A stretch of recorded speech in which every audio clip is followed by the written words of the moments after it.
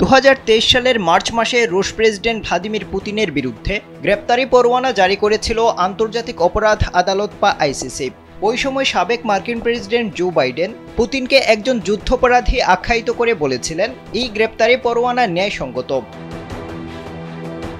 2000 সালে যুক্তরাষ্ট্রের তৎকালীন প্রেসিডেন্ট বিল ক্লিন্টন রোম সংবিধিতে স্বাক্ষর করেছিলেন।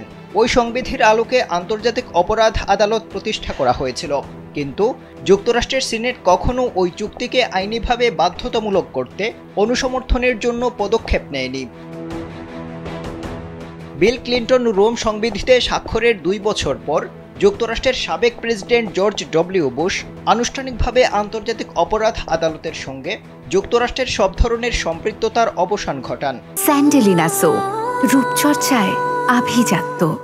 এর পেছনে যুক্তি হিসেবে তিনি বলেছিলেন, প্রতিষ্ঠানটি যুক্তরাষ্ট্রের সার্বভৌমত্ব লঙ্ঘন করেছে।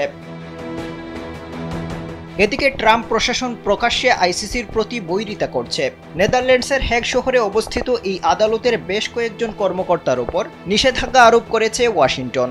আফগানিস্তানে যুদ্ধের সময় যুক্তরাষ্ট্রের সেনারা যুদ্ধাপরাধ করেছেন এমন অভিযোগের তদন্ত করায় আইসিসির ওইসব কর্মকর্তার বিরুদ্ধে এই পদক্ষেপ নেয় ট্রাম্প প্রশাসন।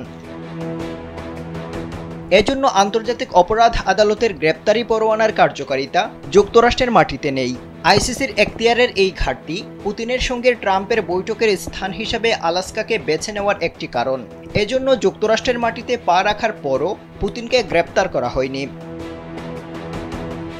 অবশ্য আইসিসির স্বাক্ষরকারী দেশ মঙ্গোলিয়ায় 2023 সালের আগস্টে সফর করেছিলেন পুতিন।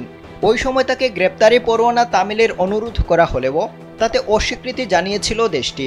এজন্য মঙ্গোলিয়াকে কোনো পরিণতি ভোগ করতে হয়নি। শেষ পর্যন্ত আন্তর্জাতিক আইন কেবল ততটাই কার্যকর হয় যতটা দেশগুলোর সরকার এবং তাদের নেতারা কার্যকর করতে চান।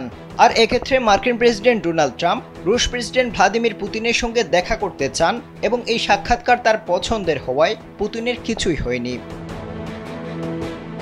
আফজাল হুসাইন, কালবেলা।